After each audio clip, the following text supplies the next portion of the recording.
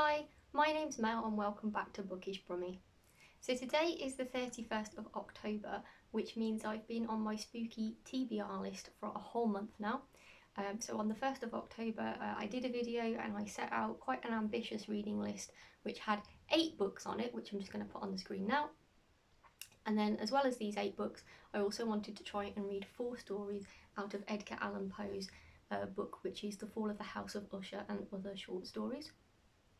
So, as I said, that was quite an ambitious reading list, especially considering books like It are like over 1,000 pages long. So we've been having a catch-up week by week, discussing the books that I've managed to read, and a little bit about what I think of them, giving them a star rating. And then this final week, I didn't meet you on Wednesday, which is when we would normally do the catch-up, because that's normally a week from the last one. We've waited a few extra days so that we can get right to the end of the month and we can fully have a look at whether or not I completed the ambitious TBR list that I set myself. So first of all, I've had a really good time with this reading list this month. I don't normally set myself a set reading list in a month because I'm a mood reader and I like to just pick up whatever I fancy. And sometimes you finish one book and you think, oh, I'm going to read this other book, and then actually you turn around and pick up a completely different book. That's a little bit how mood reading is. So having to be quite disciplined this month, thinking, no, I've got to pick from this set of books that I've picked. However, I did spend quite a few months trying to pick this TBR list for Halloween because I really wanted to get a good experience of horror, thriller, American Gothic style books. So I'd spend the whole month just sort of reading in those genres. And I made the list several times. There's a couple of books that got cut out of the list and then books that got put in last minute. So one of the last minute books I put in actually was Sleep Donation by Karen Russell, and actually that was one of the ones that I had left to read this week. So we'd done quite well.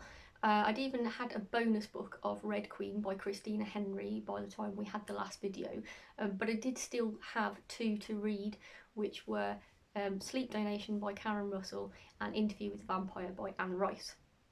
So I started off after the last video reading Interview with the Vampire by Anne Rice, and this would be considered like gothic horror, but to be honest it could also be considered literary fiction. I think the themes are like really complex in here, the relationships are complex, and it's so beautifully written. So like generally the story is that we have Louis, who is several hundred years old as a vampire, and he sits down with a news reporter one night and he basically just tells him about his life, how he became a vampire, and what he's been doing in that time. So like Louis was 25 when he first got turned, and that was in 1791, and the interview is taking place in I think it's about 1990 that the interview is taking place. So quite some time has passed, so Louis has quite a story to tell. Now there is a film of this that I've watched many times before I read this book, and I really loved the film. I thought it was a great film with Brad Pitt, Tom Cruise and Kirsten Dunst when she's a child. And I assumed that the book was going to pretty much follow along with that film, but there are a few differences. So the book, it's still following roughly the same timeline, but it has some extra sidebar things that it goes into about the characters. And also one of the main differences I would say is that Claudia is only 5 years old in the book, whereas in the film she's about 12 years old. Now, I absolutely love this book. I mean, I thought I would enjoy this book, but I love this book way more than I realised. I absolutely devoured it. I was going on holiday and I sort of thought to myself, I won't bury my head in a book reading. I will try to be a bit more sociable and talk to people. And every second I got, I just could not put this book down. It is the second 5-star read that we'll have had for this month because it's an absolutely stunning book. And it's also at the beginning of a 13 book series apparently. Now I'm really excited for that. Now, I was in Waterstones the other week and I was actually in the middle of reading this book, but I realised how much I loved it at the halfway point. So I went to buy Lestat, which is the next one in the series, and the man in Waterstones told me, oh, I'm currently reading Interview with the Vampire, and I think he was probably about 20 pages ahead of me of where he was in it, and he was just saying how much he loved it, and that Lestat was the store's one of the store's chosen books that they would rate to everybody. Lestat was the next one after this, so I can only assume that Lestat is even better than Interview with the Vampire. So that being said, maybe when I've read Lestat we'll actually get a 6-star. I give those out like Paul Hollywood handshakes. Not very often, they've got to be absolutely amazing to do that. But yeah, I'd say this one definitely reaches the 5-star. You know, and I couldn't say that I preferred this or the film. I think they both had their place, and I don't think the film did the book dirty. And I actually think the extra bits in the book made the book really interesting to read. And in a way, it was good because you could sort of read one or watch one and not get bored trying to read this because you basically watched the same story. I do know that Netflix have also come out with a series now with Interview with the Vampire, like a more modern one, and I haven't watched that. I've had absolutely nothing to do with it, so I really can't comment on how closely that relates to the book or the original film, but it's one for me to watch later on. Definitely recommend this. 5-star, absolutely loved it. If you like a good vampire story, this is where you want to go. So after that, as I was reading that on holiday, I didn't really take the next book with me, which was Sleep Donation by Karen Russell, because I didn't think that I would finish Interview with the Vampire, but I did. So I ended up with a little bit of time to read. So I picked up Blood Sugar by Danial Kraus. So sorry, that's a bit shiny, that cover. So this is one of the hard case crime novels that came out.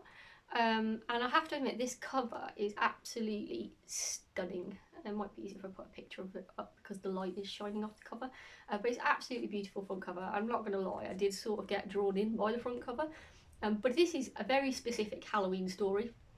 So it's about this little kid called Jody, and he's hanging around with other friends.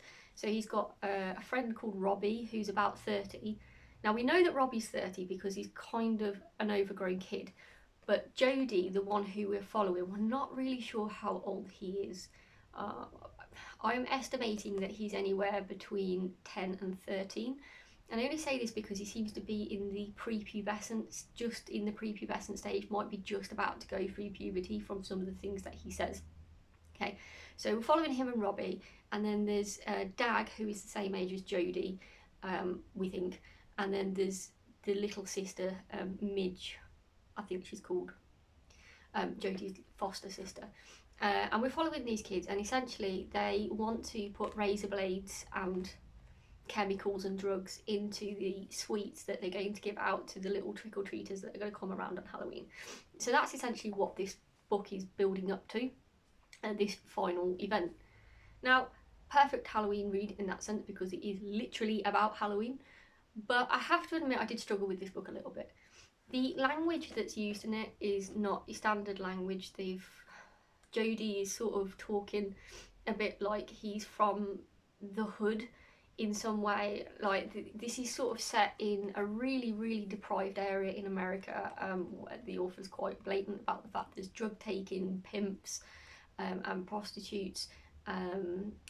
You know, it's just like one of those areas, and there's not much hope in the area. You know, there's not anybody really doing financially well or anything like that, and these kids are sort of living in that area. And I'd say that this book is sort of a coming of age story. The fight, like what they're trying to do with the Halloween sweets, that's sort of like the goal of where the book is trying to go, but there's a lot of sidebars on the way there, like relationships between the characters and how the characters feel about their lives and what they want to do with their future, how they feel about love, relationships and things like that.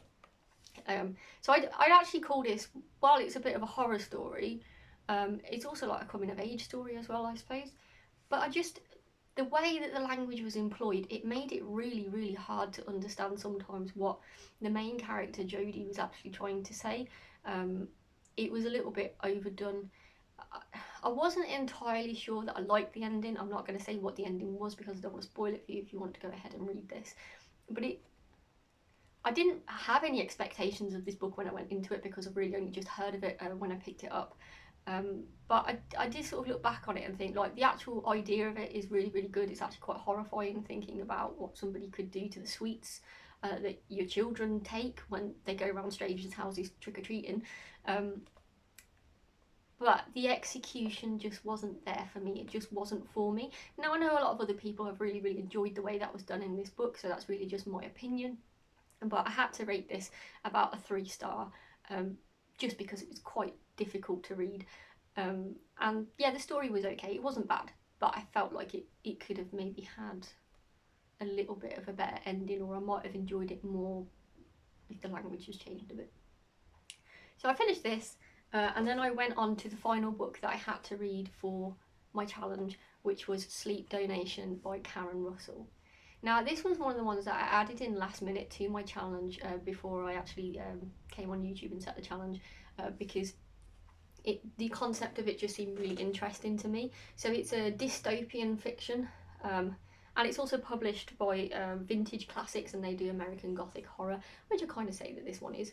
And it's set in this alternate world where sleeping has become a rarity, so loads and loads of people are getting insomnia. Nobody's really sure why there's an insomnia epidemic going on, but essentially in this book, our main character Trish, she works for a charity that deals with sleep donation in the same way that other charities deal with blood donation. People turn up and, you know, donate.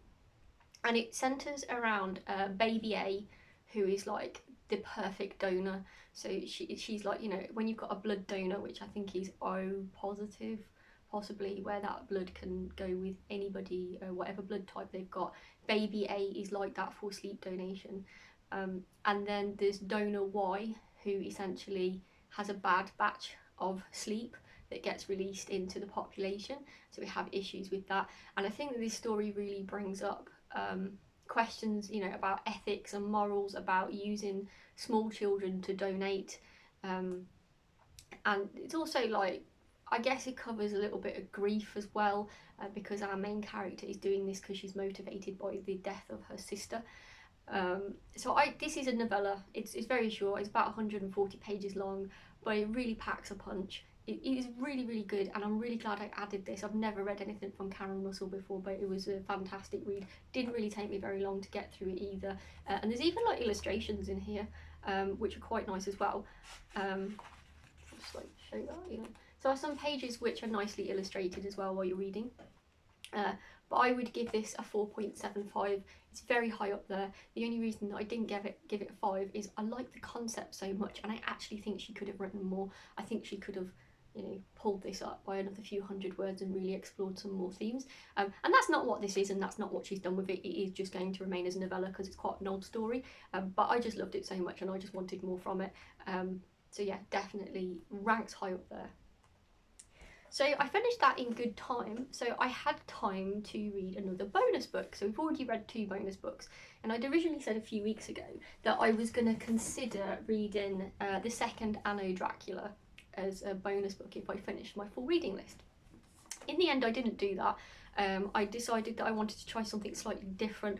I've read quite a lot about vampires, to be honest, in this month, and I thought that I can actually put this into a different challenge later on, so unfortunately I did not get round to that one. I decided to pick up a book that I was originally going to put into this reading list, and then I took it out because I didn't think I'd have time to read it, and it seemed like maybe I should revisit that book. So we've got Hidden Pictures by Jason Rekulak. So this is like a supernatural horror thriller, and I've seen quite a few people reviewing this book, and it always seems to have got good reviews. And one of the things that's quite good about it is, again, we've got like pictures in there as well that the kid supposedly has drawn, and what we're doing is we're following Mallory, who gets hired by the Maxwells, and she's meant to be babysitting their little 5-year-old son called Teddy. And Teddy likes drawing, but Teddy never used to like drawing. Teddy has only taken up drawing since they've moved to this new area, and Mallory has started babysitting him.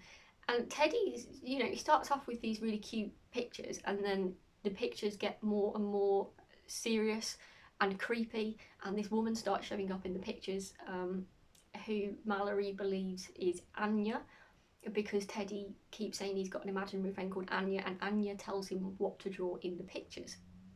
So, you know, this is quite disturbing, and Mallory tries to get his parents to, you know, talk about this, like maybe he is a bit disturbed from moving house or something, like what's going on, and they're not really interested in finding out what that answer is. So obviously the answer is all part of the twist, so I'm not going to tell you what that is, but I thought that this was really, really good as far as thrillers go. I've read a lot of thrillers, and I'd also read earlier on in the month Home Before Dark, which was a good solid thriller. I gave that a 4. To get higher than a 4 really with a thriller, I think you need to give me something that I haven't really seen before, something exceptional maybe. And in this, with the pictures, actually that really did make this for me. You can't really read this without the pictures. I'm not really sure how it would do on audiobook, but they really up the creepiness. To be honest, the visual in here of those do. And I thought the twist was quite good. I didn't see it coming. A lot of the time with thrillers now I do see it coming because I've read quite a few, but I didn't with this one. So definitely would give this one a 5-star, I think. I think, you know, and it's been quite a while, I think, since I would give a thriller a 5-star. I don't think I've given a thriller a 5-star since I read Mr. Mercedes about 4 months ago, and I read quite a lot of thrillers. So definitely glad that I added this one back into the TBR. Now, the other thing that I had to do is I had to read 4 stories out of my Edgar Allan Poe book, and I had one left when we had our last catch up to read, so I've read that story as well. So this time I read Eleonora, and that was like a love story. It wasn't actually particularly creepy or thrilling, but it was still a nice little story. So I'm glad that I've managed to reach my target on this book as well by reading 4 short stories out of it. Now, we didn't just finish there, because I actually did have a little bit more time to read. Amazingly, I'm surprised with all the things that I've been doing this week that I've managed to get through so much. But I did go shopping at Book 66 a couple of weeks ago. So for those of you that don't know, Book 66 is like Disneyland for book lovers. You go in there and it's a big warehouse, and it's, you know, 70% off the listed book price. So you can get, you know, paperbacks that are normally worth £10 for like £3 in there, and you can find some really good books in there. I could do a video more on Book 66 because it's obviously a lot more to it, but I just wanted to mention it because that's how I ended up picking this book up, and it's actually where I picked Hidden Pictures by Jason Rekulak up when I went and visited there at the beginning of the year. I picked that up in there as well. So I picked this one up, which was Joe Hill, Black Phone and Other Stories. So this was originally published under the title 20th Century Ghosts, and I think they've recently changed it to the Black Phone and Other Stories because Black Phone, I believe, came out of the cinema not last Halloween, but the Halloween before, maybe in 2023. And I remember going to see it. I didn't know who Joe Hill was, I didn't know he had written it, but I remember going to see the film thinking that was pretty good actually. That felt a bit Stephen King-y. So I then found out later on, obviously, Joe Hill had written it. Now, because I had not thought really highly of Heart-Shaped Box, and I thought I would have done, I really wanted to go back and give Joe Hill another chance. So I wanted to delve into his short stories. So the fact that this was at Book 66, and you know, the list price of this is £10, so I managed to get this for £3. I thought that was an absolute bargain, and I'm about 50% of the way through. I don't know if you can see that, like halfway through. So I've been making some good progress with this book, and I have to admit, like, the stories in here, I'm really enjoying them, and I think I'm enjoying them more than the Heart-Shaped Box. So he is redeeming himself, and there's a bit of a mix of stories in here. So I think that I can't remember what the one is that I really liked. It was like one at the start. So let's see if I can find the name of it.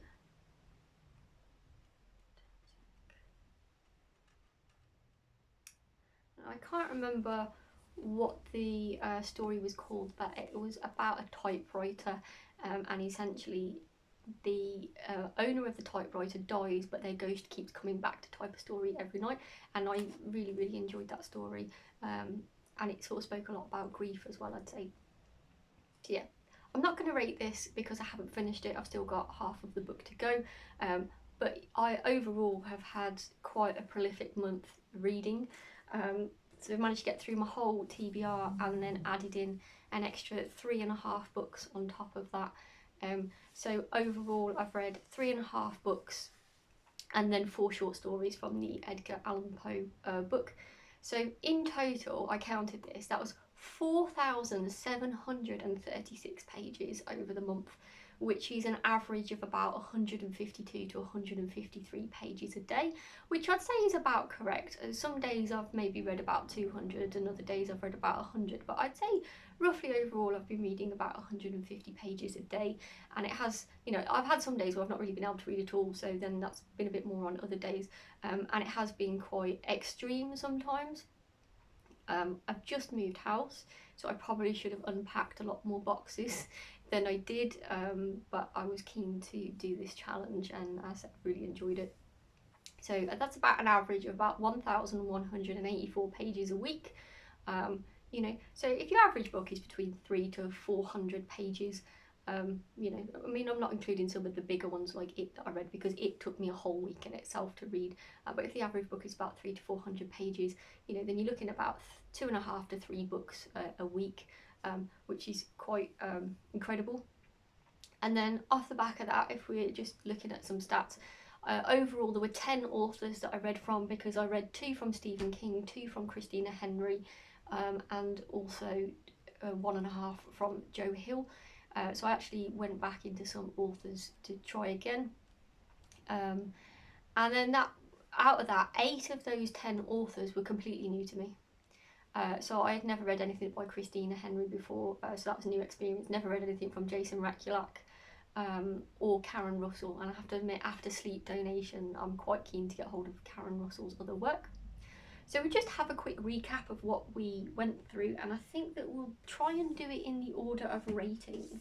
So let me just sort these out. In 3-star, which was the lowest that I gave this year, was Blood Sugar by Daniel Kraus. And then joining that was Red Queen by Christina Henry, that also got 3-star.